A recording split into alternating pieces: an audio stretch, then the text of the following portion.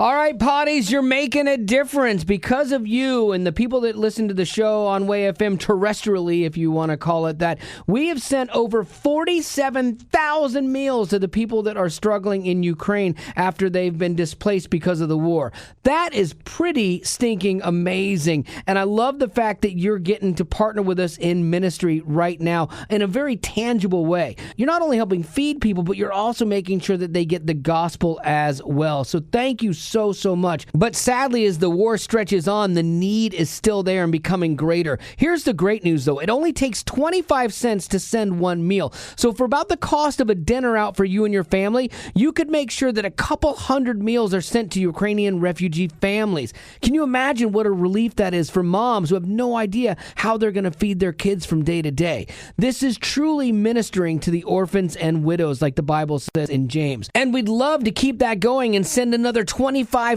meals to Ukraine in just the next couple weeks. I'm in. I'll never ask you to do something I'm not willing to do myself. So if you want to help out, just text the word Wally to 91999. And again, thank you so much for even considering this. And let's make a difference. Let's do something huge today. Again, text the word Wally to 91999. Welcome to the Wally Show Aftercast. All the stuff we did not get to during the course of the show today. It just hit me right now, because you guys are like, I rant a lot about different things and stuff like that. But like, if it was more complaining and less ranting, we could call it the Waaaftercast. Waaaftercast. Oh, yeah, like the Wambulance. I see. Yeah, pretty good stuff. All right, we're off to a great start. We're crushing it here. It's going to be a little bit of a short Aftercast, and maybe that's a good thing. Maybe it's a God thing today.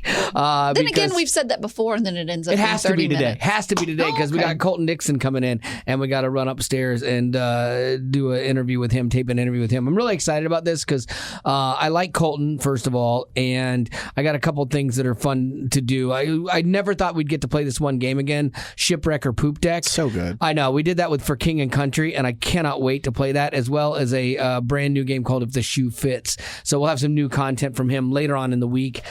This week we'll have Gavin cut the videos up, and probably Friday we'll have it on the show and on the Aftercast, and then you can, or the podcast, and then you can watch it as well. Boy, if you have had to have a prescription refilled recently, you know it can be jarring that how much it costs. I have some friends that their monthly drug bill is like $2,000 a month. Oh no! Yeah. I mean, really? that's a really nice house payment. Like a really like if you're paying $2,000 a month for a house, you have a probably almost $500,000 home. Yeah. And so yeah, so that's what they have to deal with. And I know for some people it's even worse than that, you know. But she has like some special conditions and stuff, and they don't have an option, you know. But maybe entrepreneur and Shark Tank star, Dallas Mavericks owner and billionaire can help. He launched an online pharmacy called Cost Plus Drugs. I've had this conversation with people before. You go to the Walgreens or whatever, and you're trying to get the best price on your drugs. People use GoodRx is another version of that, where you can shop and see. Sometimes it's actually better to do like GoodRx or maybe this Cost Plus Drugs instead of going through your insurance because of all of that mess. Most of the drugs I take, you know, the gout pills that I love so much. Gout. Yeah, gout. Let it all out. Yeah, I just pop those like they're Pez. So good. Those, they were like, it was weird. They were like $5. And then they went up to $8, and they dropped back down to $5. I'm like, okay, so I mean, not bad, like great. I mean, it keeps my feet on. So I'm pretty happy about that. That's all that matters. Worth the $5 every month or so. Okay. And so that's not that bad. But other people, I mean, it can be really bad going through insurance and stuff too. So in January, they started this thing, and apparently like they are doing well, and they're claiming that they are offering the lowest prescription drug prices. And there was an independent report that claimed that Medicare could actually save $3.6 billion if it purchased drugs through Cuban's pharmacy. Whoa. So like even That's Medicare really can save, you know, and because I mean, healthcare is a disaster. I mean, but it's still better than a lot of the socialized medicine. Like, don't get me wrong. I'm not going to complain about America. I love America.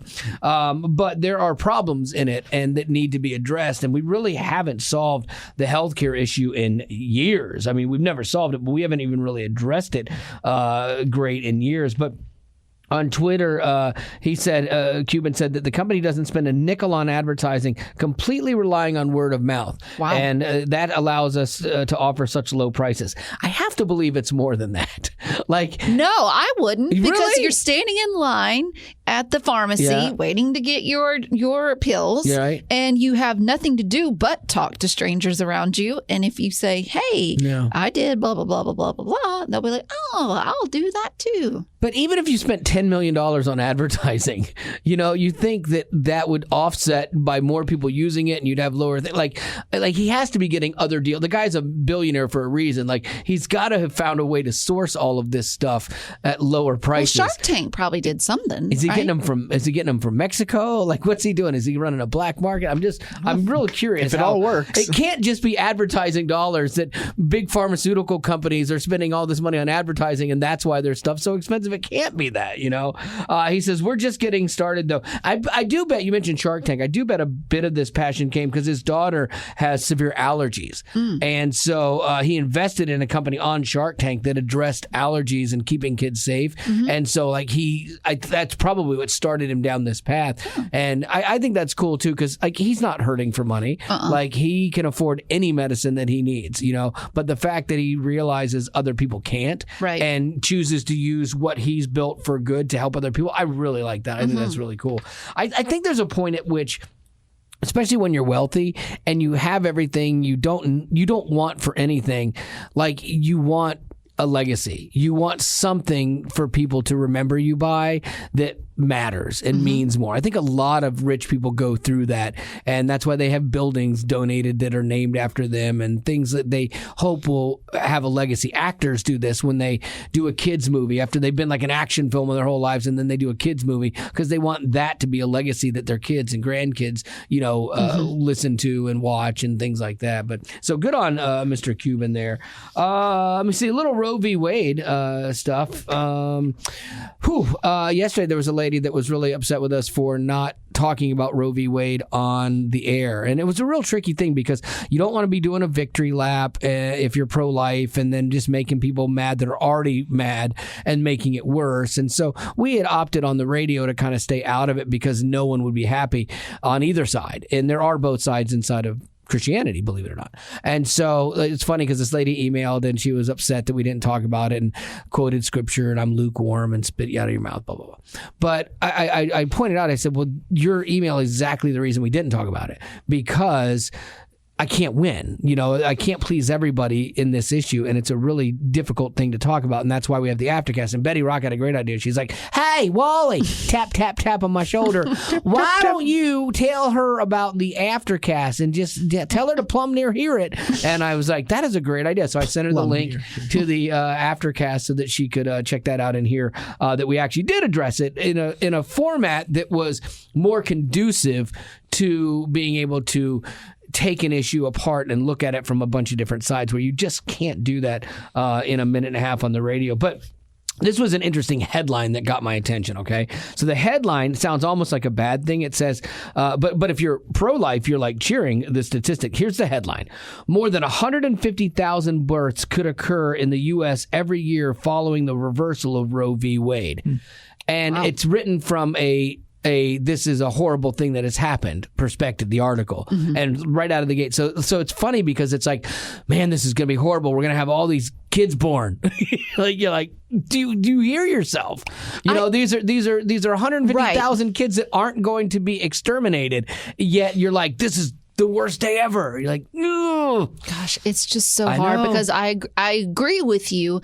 I think where this person's probably coming from is thinking, it's a bad thing because these kids are going to be probably born into some really bad situations. Exactly. I get that. And so I do get that. Also, though, shouldn't there be personal responsibility for having unwanted kids? Having kids that you weren't ready for, you know, and playing with the pain. I don't know. Some of that. I don't know what the tough solution thing. is. Well, here's the tough thing in all of this is the broad strokes because everybody brings up the extreme examples, and when you try to paint this topic or this conversation with a broad stroke, it's really hard to do. And that's where you have to narrow in and zoom in on the individuals, and where it is on you, especially as a pro-lifer. We talked about this yesterday. Your job begins now in loving people and helping support people that are going through this. And the church needs to be doing this. Government needs to actually be doing this. If this is the way we're going, like, make sure that you can take care of these kids that are going to be born. And so, like, I do understand all of that inside of this, and I do have compassion. I really do, for people that are in this position where they're mad that this option is gone. I do get it, but where someone looks at 150,000 births as a negative thing, I look at that as like, oh, well, that's pretty great, But in saying, well, now you're going to have more children that have birth defects that are born that parents chose to terminate those pregnancies before, won't have that option to, and now you've got more birth defects. And there's a whole ripple effect from all of this, morally, ethically, that comes about. And it's going to take more time to work our way through this. But I think what was really weird was the statistic of 150,000 births that would now occur statistically was shocking. But really, the big statistic in this article I read, because I hadn't known this number before, in 2019, take a guess at how many abortions you think were performed in 1 year, 2019. Don't even want to. I'm going to guess, is it 2,000? 2,000 abortions. I'd go for 250,000. Okay, you're closer. 808,000. Yeah. That's heartbreaking. So when you are a person that is pro-life, when you see those numbers, it's jarring. It's just 1 year. And you do feel like, I need to do something about this. I need to be part of this. This is a problem. 800,000, almost 1 million children gone, And so, like, I get that. Like, if it was like you had said, Betty, well, maybe 2,000, you would probably be less inclined to be as super motivated or passionate about it, which we should be passionate about any of it. But that number just really, really, really shocked me. And of those, 60% of those came from the extremely liberal states, because there's a lot of talk right now about the states that will be banning it completely and hard to access this abortions and things like that. And so you're already looking at over half of it is happening in the states that are still protecting those rights statewide, because that's what happened. It all went to the states. And so there's still going to be access to it. And those states are already the ones where most of this is happening. But it was just sobering to me in the midst of all of the debate and everybody's position and everybody's feeling on it, and right to choice, right to life, all of that. I just think that number is jarring and huge and sad. It's like a number worth fighting for, I think, and like you pointed out. Yeah, so it's kind of rough. On the different tip of kind of a fun thing here, a lot of company or cities are starting to not do 4th of July fireworks anymore because of burning. Why is this fun? Because it's opening the door to something better. Okay. Drones.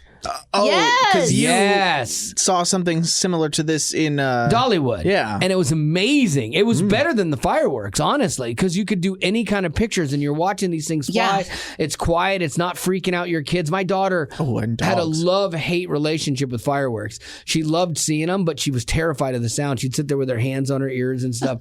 But the drones are great. So there's a city in a village, the village of Tahoe City is going to do drones and not fireworks this year, and they are spending the money on it, and it's because of fires and not cost, surprisingly. This is the really shocking thing of this. It would cost $110,000 for fireworks for them in 2019. They didn't have them the last 2 years because of COVID. And this year they're going to come back with the drones, and the drones are more, $130,000. Like, what? How is that more? Like, there's less insurance, I would think, with the drones than just electricity. Yeah, and maybe because it's so new in the technology, very few people do it, so that drives the price up. You probably need like a set amount of drone flyers. Although I assume if you had a certain amount, you could you just automate it. Yeah, it's crazy. I saw a miniature drone show on a cruise ship, which was crazy. So they're doing an ice show, which is already a big deal, like ice on the water. And not since Titanic if we attempted that. And that went poorly. Yeah, and so they figured it out. They did the ice in the ship, and it works out great. But then as part of the ice show, they have like 4 or 5 drones flying there and doing this like light thing, and like in a really small like venue on a ship. Like that was kind of cool. Yeah. But then you see hundreds of them in the air when you're doing these drone shows, and it's really I thought it was really impressive. Like I would much rather go see that than a fireworks show. I don't know. The one thing that I do like about fireworks is the smell. Yes, there's love something the about smell. it. And I love the boom. I'm a big fan of the boom. Once you get past the point of the fear that is the kaboom, it's honestly very pleasing. Okay, favorite firework, go. Your favorite firework, which one? I like the little white pop thing. The popcorn! Pop, pop, pop, pop, pop, pop. Yes, favorite firework, Gavin, go. I like the one that goes pop, but then it's just like all sorts of over the places where you're like, oh, I didn't know that it was going to be that big. I like the whistler. Wait for it. Boom! Like I like that one. That's my favorite one. I loved fireworks as a kid, but I grew up in Florida, and you were not allowed to have good fireworks in Florida. I think that might have changed. You used to have to go to Georgia to get fireworks and smuggle them back in. You couldn't have firecrackers. You couldn't have M80s. You couldn't have anything that could blow a hand off. What's Florida's problem? Because I know in some states I've lived in, it's too dry, they say. Right. Florida's problem is IQ. That's Florida's problem. Full disclosure. No. Intelligent no. fireworkers. No. And my friends and I were part of the problem. We're like, oh my gosh, watch this. I remember shooting bottle rockets into my friend's car from his roof as he drove up one day with his windows down, and it burned his car. like this is dumb. Definitely not a podcast for kids. No, I mean it was dumb. It was dumb. It could have hurt him. Don't do this. Yeah, exactly. So do not do that. But that was the thing. You do dumb things with fireworks, and I think that's a big part of it. You get hurt. I had a little half. They call it a lady finger. It's like a half firecracker blow up in my hand once, and that was a little scary. It hurt. And the mom at the party put my hand in a thing of Crocs shed spread butter, which now I learn they say is the worst thing to do for a burn. Yeah. Yeah, didn't know that at the time. Lived through it. That's weird. Barely. I missed that. We had sparklers and worms. You know the worms? What worms are. It's a little black disc, and you light it, and then it just grows into like a worm. And then we had sparklers, and then we had the other ones that would spin in a circle and go. I like those. Those are kind of cool. And smoke bombs, we had those. But yeah, you like now. Living in Tennessee, man, we have whole places that are dedicated to fireworks. My buddy, Greg, never grew up, and so he will go and spend hundreds of dollars on fireworks. I'm probably like $500+ on fireworks, and it is like a miniature fireworks show in the cul-de-sac. I mean, it's insanity what you can shoot from your own driveway now. As a kid, I would have lost my mind. Little Wally would have been like, "You've got to be kidding me!" But then it's weird. Like I like doing it, but then because he bought them all, I never want to light any of them off because that would be rude. Because it's his thing. But just once, I'd like to light one of the big ones. But I don't wouldn't let you light one of the big ones. I don't ask. Don't ask. I don't ask. It's there's an etiquette there. It's an unwritten rule. If you didn't pay for the fireworks or chip in, you don't get to light any of them. So you just have to watch them. Like boom, yay, no. Yay. Yeah, he would let me, but I don't want to ask. Would you like to move to birthdays? They're telling me that Colton is here and he's running early. So well, that never happens. Artists being early. Well, let's do it. Birthday me. All right. So we've got Caleb sent in his own birthday request. It was on the 27th. He said, "I was hoping my sister would send me a shout out, but she probably didn't. She's the worst." So I'm sending one for myself. His question is, if your mothers were to cook a home cooked meal for your birthdays, what would it be? Mine would be fried chicken. Your mom makes good fried chicken. She does. I've never had any. Your mom should No. make. Yes, it should invite me over. You don't have to come. I'll just go hang out with it's not Robin gonna and Danny happen. Ray. No. You know what? I might make this happen. Yeah. I need to. What would you want? Lasagna, my mom's lasagna, and Cheerio cream cheese pie for dessert. That's like my favorite. What was the first word there? Lasagna. No. Cheerio cream cheese pie. Okay. Yeah, it's so good. Sounds delicious. My mom just makes a very delicious potatoes au gratin, and it's I always hated that as a kid. It's just her taking a package of, and I might be saying the wrong word, but she just takes a packet of hash browns in the frozen section, and just cream, cheese, onions, just all this stuff. And for like Thanksgiving in those days, like I think I try to eat half that pot. As a kid, that was a punishment for me, and now as an adult, I have seen the error of my kid ways and love that. Well, I didn't eat something that was in potato form that wasn't a fry probably until college. Oh yeah. All right. Well, I think that's gonna do it. It's not. We still have a few more. I thought you only had the one. No. It seemed like you were done with that one. Okay, Maya to Joshua from his favorite Mimi. Happy birthday. Austin, my beautiful girlfriend Autumn. Happy birthday. Abigail to her mother Renee. And then Kinley to her brother Caleb. Quick question. If we were stranded on an island with no food, which one of us would we eat first? I'd go with Gavin. I hate that question. You'd go with Gavin's butt? No. You don't want that. Gavin. It's had surgery. But I would consider Wally because there'd be a lot of it'd be sweet. Sugar in there, and it might taste better. I always had a rule, like when we went hiking with anybody, if we ended up in a survival situation like that, I'm like, you can eat me, it's okay, but you do have to start with my butt, just so that in death I get the last laugh. And on that note, that's our podcast. That's our podcast.